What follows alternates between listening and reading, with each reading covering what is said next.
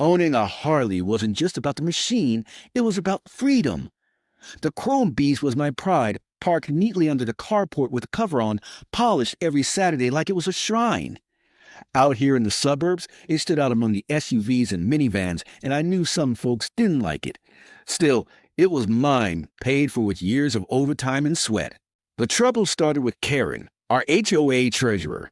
Everyone called her HOA Karen behind her back, though honestly, not far enough behind. She was the kind of woman who patrolled the neighborhood with binoculars, handing out citations for things like wind chimes or a basketball hoop left out overnight. Power suited her like gasoline on fire. Her teenage son, Trevor, was cut from the same cloth. Spoiled, cocky, and convinced the world owed him a throne. He'd seen me riding the Harley once and swaggered up to me in the driveway afterward. "Cool bike," he'd said. "When are you going to let me take it for a spin?" I laughed, thinking he was joking. "Son, you couldn't handle her. She'd throw you before you got out at the cul-de-sac." His grin twisted. "My mom runs this HOA. She says that thing doesn't even belong here. Motorcycles aren't part of community standards." I wiped down the handlebars, refusing to take the bait. "Well, lucky for me, the law outranks your mom's clipboard. I've got every right to keep it here. That exchange should have been the end. But with kids like Trevor, no was a word they couldn't swallow." A week later, I heard shouting outside. Hannah, my wife, peeped through the curtains. "It's Karen and her boy," she said, her voice tight. I stepped out to see Trevor standing next to the Harley, cover half yanked off, his mother egging him on from the sidewalk. "You're not allowed to store this here," Karen announced, arms crossed, chin jutting out. "My son wants to ride it, and frankly I think that's only fair since you're in violation." I froze, then barked a laugh that came out harsher than I intended. "You've lost your mind. No one touches this bike but me." Trevor sneered. "If you don't let me, we'll call the cops. We'll tell them you threatened me." That hit like a sucker punch. It wasn't just arrogance now. It was a setup. I could see the gears turning in Karen's head, the plan already in motion. "Go ahead," I said coldly. "Call them. But you better hope they believe you." Karen's eyes gleamed with malice. She pulled out her phone. Within minutes, red and blue lights flashed down the street. 2 officers stepped out, hands resting near their belts, eyes scanning me like I was the problem. Karen went into full theatrics. "Officer! This man threatened my son when he asked to use the motorcycle. He's aggressive, dangerous. Look at him. He's unstable." Trevor put on a pitiful face, clutching his arm like he'd been shoved. "He scared me." He whined. I could feel my blood boiling, but I kept my hands loose at my sides. Rage would only play into their script. "Sir," one officer said carefully, "we've had a report of threats. Mind telling us what's going on?" I met his gaze steady. "Yeah, I mind, because I already know how this looks. OA Karen and her boy here think they own the neighborhood. They demanded my Harley. I told them no. That's the whole story." Karen scoffed. "He's lying. Everyone knows he's enough," the officer snapped, surprising her. He turned back to me. "Do you have proof of ownership for the bike?" "Inside. Title, insurance, registration. You want me to grab it?" As I started toward the door, Karen shouted, "Don't let him go inside. He might be grabbing a weapon." I stopped dead, the sheer audacity hitting me like a slap. The officer raised a hand, signaling me to wait, then radioed something quietly. That's when I decided to play the card I'd been holding in reserve.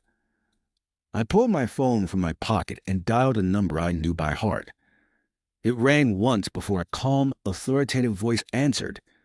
"State Attorney's Office, this is Morales." "Hey, Sam," I said loud enough for the cops to hear. "It's Kavanaugh. I've got a situation. HOA harassment again. This time they've escalated. Think you could send someone down?" The silence that followed was thick.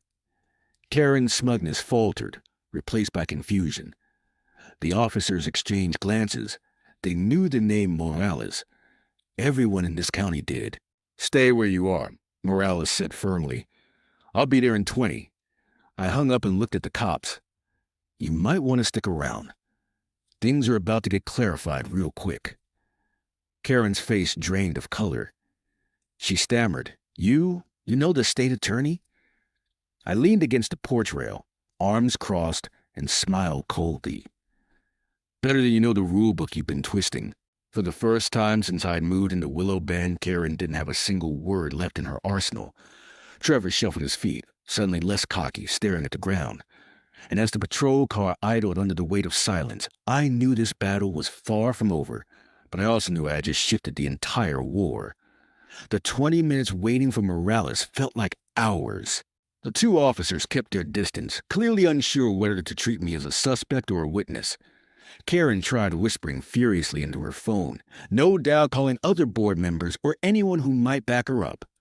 Trevor just soaked by the curb, glaring at the Harley like a spoiled prince denied his throne. Then the black sedan rolled into the cul-de-sac. It wasn't marked, but the moment Sam Morales stepped out, every ounce of tension shifted. He carried himself with quiet authority, the kind that didn't need sirens or uniforms to command a crowd. His tailored suit caught the afternoon sun, and even the officers straightened unconsciously. "Afternoon," Morales said, his tone calm but firm. He glanced at me, then at Karen and her son. "I hear we've got a situation." Karen tried to pounce before anyone else could speak. "Yes, thank goodness you're here. This man has been—" Morales raised a hand, silencing her. "I didn't ask you." His eyes locked on the officers. "Report." One of them cleared his throat. "We got a call about a neighbor dispute. Allegation of threats. No physical evidence.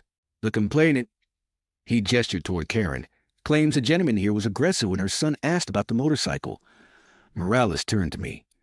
"You?" I told him everything, clear and steady. How Trevor demanded to ride the Harley, how I refused, how they threatened to call the cops with a false claim. I didn't embellish. I didn't need to. The truth was damning enough. When I finished, Morales' gaze shifted to Karen. His expression hardened. "Is that accurate?" Karen sputtered. "Of course not. He's twisting things. My son only wanted to. Wanted to what?" Morales pressed. His voice sharpened like a blade. "Wanted to commandeer his personal property? Wanted to intimidate him under the guise of HOA authority? Or wanted to fabricate a police report?" Her mouth opened and closed like a fish out of water. Trevor muttered something under his breath, but one look from Morales shut him down instantly. "Officers," Morales said, his tone leaving no room for argument, "do not detain Mr. Kavanaugh. He's the victim here. Document this as harassment, attempted coercion, and filing of a false report. My office will handle the rest." Karen's face turned crimson. "You can't do that. I'm on the HOA board, and I'm the state attorney." Morales cut her off, his voice like a hammer. "Your title means nothing when you misuse it to harass and threaten your neighbors. You've crossed a line." The officers began writing notes, their demeanor now firmly aligned with Morales. I caught one of them shooting me a quick look of sympathy, as if silently admitting they'd almost been played. Karen tried one last desperate move. "You don't understand, my son." Morales' eyes narrowed. "Your son is a minor. That makes your actions even more reprehensible, dragging him into this scheme. You should be ashamed." The silence that followed was suffocating. Trevor shuffled again, this time with the weight of shame pressing his shoulders down. Karen looked like a balloon losing air, her arrogance deflating in real time. Morales turned back to me. "You'll get a formal statement request tomorrow. For now, rest assured this won't be brushed aside. They'll be held accountable." Relief washed through me. "Thanks, Sam. Really." He clapped me on the shoulder. "You did the right thing calling. People like this thrive on intimidation until someone pushes back." The officers escorted Karen and Trevor back toward their house, though not before Morales added, "Oh, and Mrs. Hale? Consider this official notice. Any further harassment of Mr. Kavanaugh or his property will result in immediate legal action. My office will be watching." She didn't reply. For the first time since I'd moved to Willow Bend, Karen walked away without a fight. When the street finally quieted, I pulled the Harley cover back into place, smoothing it over with care. Hannah came out onto the porch, her face pale from watching it all unfold. "Is it over?" she asked softly. "For now," I said. I looked down the street where curtains were still twitching, neighbors peeking at the spectacle. But I think everyone knows the score now. They tried to play me, didn't realize I had bigger cards in hand. She smiled faintly, though worry lingered in her eyes. "You won't leave, will you? You won't let them chase us out?" I shook my head. "Not a chance. This is our home, and nobody, Karen, her kid, or the whole damn HOA, is going to take it from us." That night, as I sat on the porch with the Harley gleaming under the moonlight, I realized a lesson. Bullies, whether they wore HOA badges or hid behind police reports, only had power if you let them. Stand your ground, shine a light on their schemes, and suddenly they're the ones exposed, scrambling in the shadows. And as for Karen's son, the next time he walked past the house, he didn't even glance at the bike. His swagger was gone. My Harley remained exactly where it belonged.